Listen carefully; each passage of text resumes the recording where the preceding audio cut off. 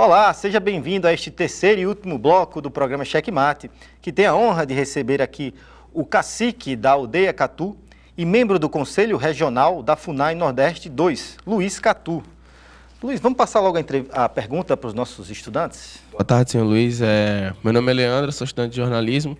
E pegando um pouco o gancho do último bloco, essa questão da tecnologia ter chegado lá, o senhor como professor, e visto que a gente vive num país muito preconceituoso, como é tratado lá em questão nas crianças, como elas são preparadas mais para viver naquele ambiente mesmo da aldeia, ou elas são preparadas realmente para ir bater com o mundo externo? Como é feita essa questão da educação dela para se preparar para o mundo externo, fora do ambiente ali da aldeia? A sua pergunta me faz lembrar uma grande questão. Hoje tem projetos, né, querendo aí implantar escola sem partido. Eu fico imaginando como seria implantada a escola sem partido dentro de uma aldeia, dentro de uma educação escolar indígena, né? Um povo sem ideologia, né, um povo sem tratar de questões que são realmente pertinentes.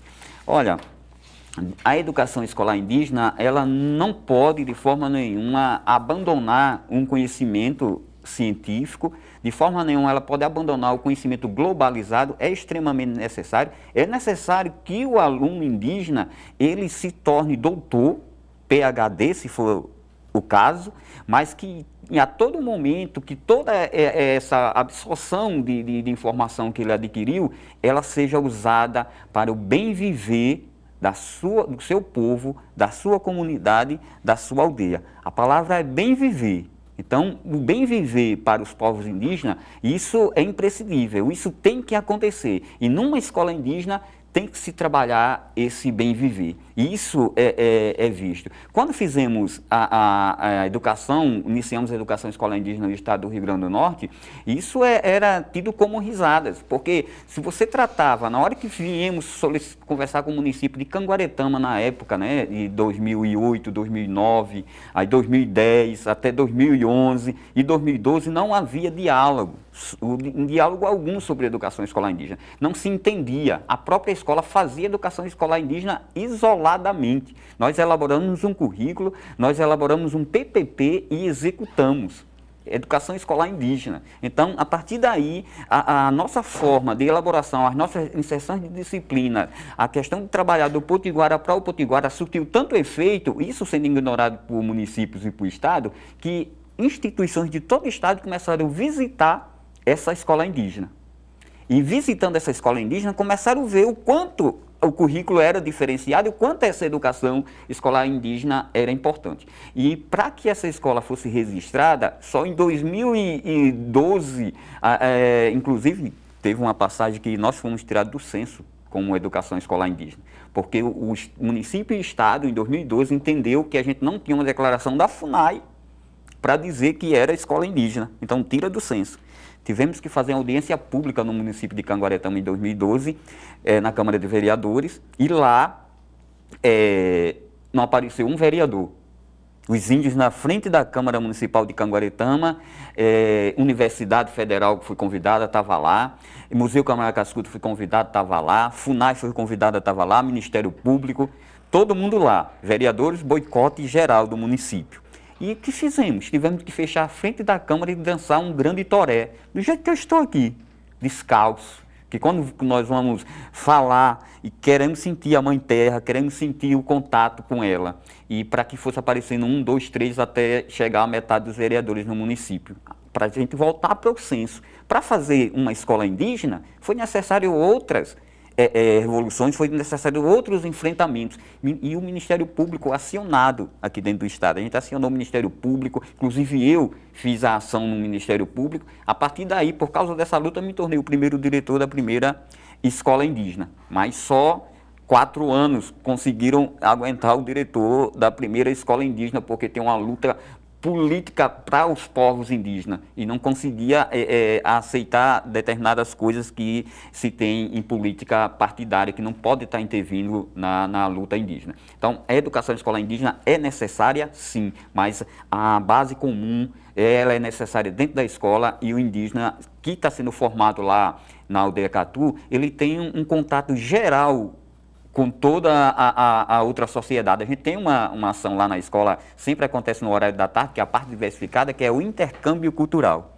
Então, a gente tem recebido, além de instituições desse estado, a gente tem recebido intercambistas de todo o mundo, inclusive até da Mongólia, né? Já visitaram a aldeia Catu e fizeram intercâmbio com aqueles curumins, passando por oficinas de pintura corporal. Curumins desse tamanho fazendo a colmeia no braço de um intercambista lá dos Estados Unidos, lá da Alemanha e da França. Quer dizer, a forma de mostrar a luta indígena, a resistência indígena, né, e compartilhando e vivendo essa cultura. Qual o simbolismo dessas pinturas, da colmeia, do seu rosto, com a tinta vermelha? Então, nós gostamos muito de usar o preto e o vermelho, né? O preto a gente retira do genipapo. Então, essa ligação com a natureza, ela é muito importante para o povo indígena. Você pegar toda essa força da natureza, inclusive quando nós fazemos nossa dança sagrada, o toré, nós usamos a força da natureza através da raiz da jurema, através da bebida feita com o caju azedo. Então, são forças que nós recebemos da natureza. E quando fazemos a pintura, quando fazemos uma colmeia no nosso braço, a gente está mostrando aqui a força de união de um povo. Se você chegasse uma abelha aqui no estúdio, seria muito fácil a gente dar uma chinelada nessa abelha, né, não? Mas mexe com a colmeia, não é? Aí você vai ver o quanto é difícil você chegar e acabar com ela. Então, tem uma simbologia. A gente tem simbologia na hora que a gente estamos lutando por demarcação de território, quando estamos festejando, aí usamos cores diversas e pinturas diversas. Vamos a mais uma pergunta? O senhor falou um pouco sobre a manutenção da sua cultura através da história oral. Eu gostaria de saber o que é uma trempe e como é que funciona isso para vocês. A trempe, até hoje, né, a trempe é usada na aldeia Catu porque nós, grande parte dos assados, né, que comemos na aldeia sai do fogo que é feito nas trempes. São 3 pedras, pedra preta mesmo, a gente coloca ela num sentido triangular e ali nós pegamos a lenha, colocamos em 3 partes e fazemos o nosso fogo. Essa trempe ela é tanto usada para assar o nosso peixe, a nossa carne, como à noite no terreiro, né? No nosso terreiro, a gente senta à noite e ali começa a se fazer o que é milenar para os povos indígenas, a escrever a história. Não colocá-la num papel com essa escrita convencional, mas a escrever aqui. Isso para os indígenas é muito importante. Essa história, ouvir o pai, ouvir o avô, né? Toda essa história de resistência, também dos nossos encantados, né? Toda a história contada sobre os encantados, tudo sai ali ao redor da trempe, ao redor daquele fogo. E o fogo é importante para os povos indígenas. Se você um dia for participar de um evento entre os potiguaras do Catu e lá tiver um fogo, você vai entender que ali está priorizando a igualdade, principalmente essa igualdade. Porque se alguém der vou falar o sabichão, né, e quiser se destacar no meio, vai ter que pular no fogo. Porque o fogo que está no meio. Então, o fogo garante essa igualdade. Então, se quer ser inteligente, fique lá no meio. Então, todo mundo vai permanecer um círculo de igualdade. Então, a trempe para a gente tem essa importância. Vamos a mais uma pergunta? Qual a importância da Constituição de 88 para os povos indígenas? Como eu falei anteriormente, veja bem, com essa Carta Magna de 88, os artigos 231 e 232 deu esse direito originário à terra. Então, hoje essa questão de demarcação de terra, ela é feita o GT, tem que fazer estudo? Não. O indígena tem direito originário à terra. Então, a partir de 88, os povos indígenas do Nordeste, que não tinham voz nem vez, começaram a cobrar que esses direitos fossem cumpridos. Então, essa Constituição tem um peso com relação a isso. Aí pesa a PEC 215, querer alterar principalmente esses artigos. É isso que a PEC vem querendo alterar. Esses artigos, o 231, o 231 e o 232, para tirar esse direito originário à terra que os povos indígenas têm. Então, a Constituição, para a gente, ela tem, né, esse peso, ela é importante, ela é uma base para a defesa dos direitos originários dos povos indígenas.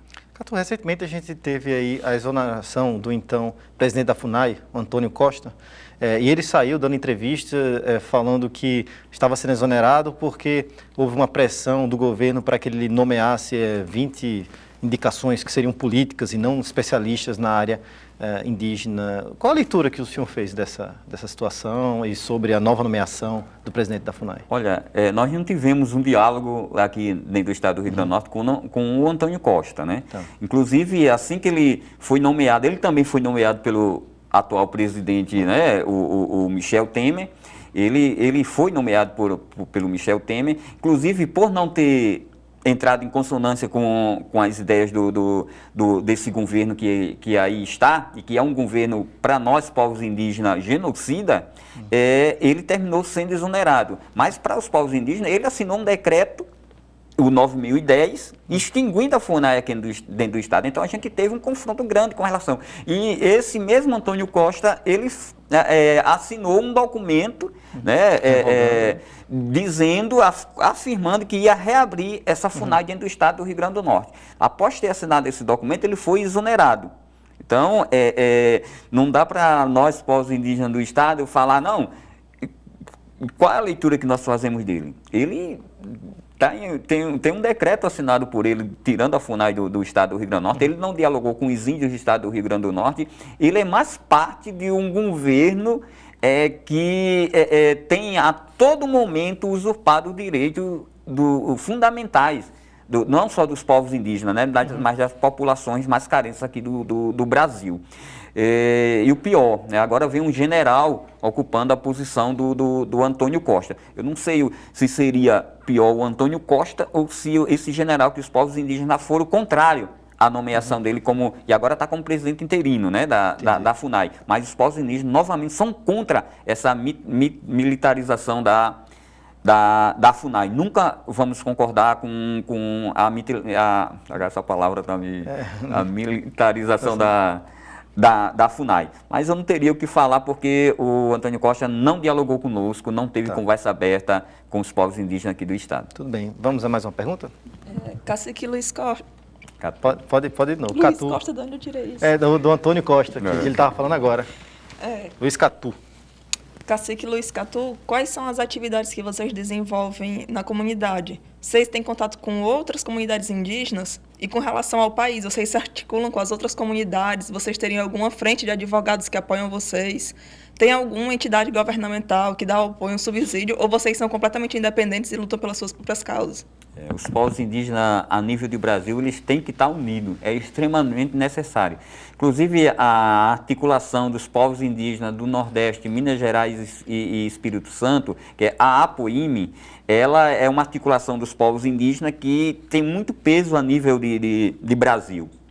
Ela é formada por indígenas, inclusive na aldeia Catu nós temos a representante da APOIME dentro do estado, que é a Meiriane. Inclusive ela está aqui no estúdio junto conosco. Ela representa a APOIME dentro do estado do Rio Grande do Norte. É uma articulação que articula com todos os outros povos indígenas desses estados que eu falei. Todos os estados do Nordeste, incluindo Minas Gerais e Espírito Santo. Temos articulação sim com a APIB, que é essa articulação dos povos indígenas do Brasil em si.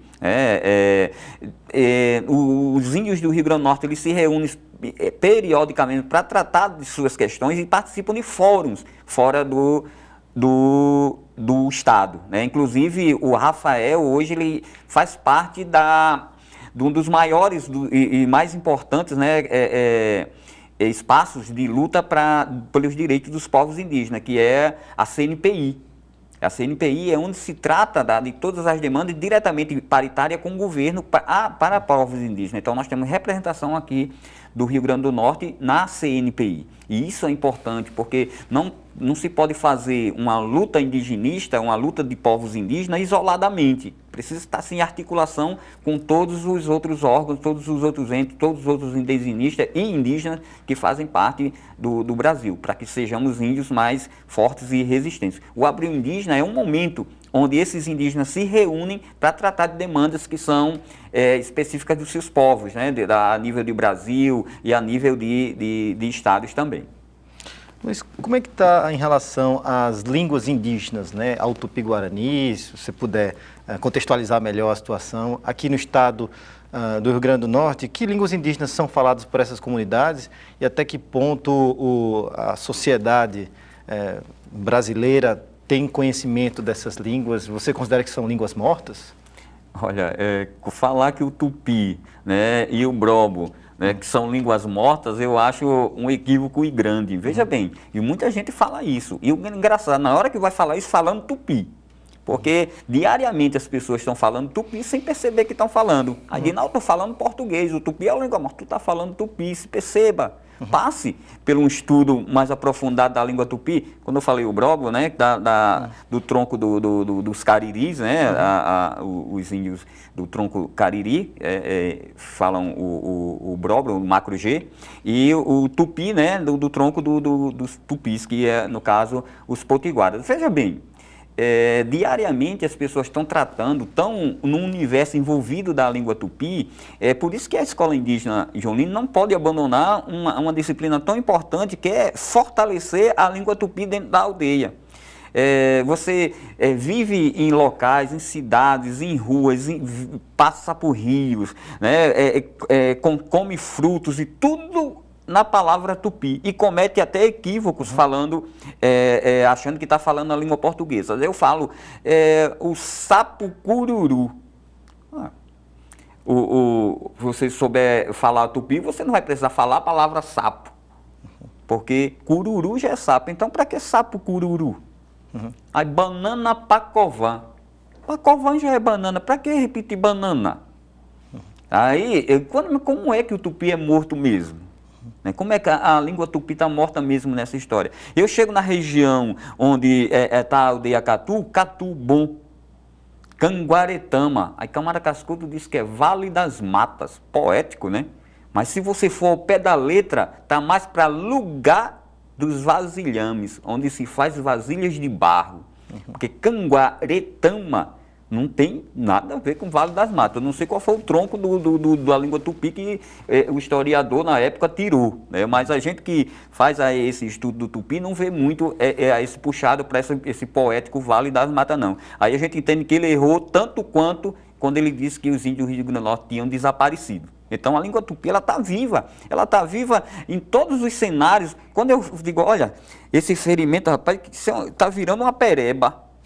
Aí eu estou... Pereba já é ferimento na língua tupi. Eu falo a palavra, estou falando tupi a todo tempo sem perceber que estou falando. Então, para a gente a língua continua viva, ela precisa realmente ser fortalecida. E quem estuda tupi, primeiramente vai saber já o que fala de tupi. A partir daí vai se introduzir um novo vocabulário da língua tupi. Está mais implícita e explícita na nossa língua do que a gente imagina, né? Do que imagina. Infelizmente, a gente está chegando ao final do nosso programa Checkmate e queria que o senhor deixasse aí suas últimas considerações e refletir, né? Uma provocação. O que é resistir hoje para as comunidades indígenas? Olha, quebra de invisibilidade, principalmente para os índios do estado do Rio Grande do Norte. O nosso grito hoje é quebra de invisibilidade, que abaixo todo esse conceito de que nós, povos indígenas desse estado, desaparecemos e que aqui é um cemitério de índio. Abaixo todo o racismo institucional que esse estado provoca. Nós estamos num estado com o maior racismo institucional do Brasil. Aqui, se você chegar em qualquer local e você falar sou potiguara, aí você vai ser olhado do pé ao último fio de cabelo, porque as pessoas entendem que esses potiguaras estão mortos.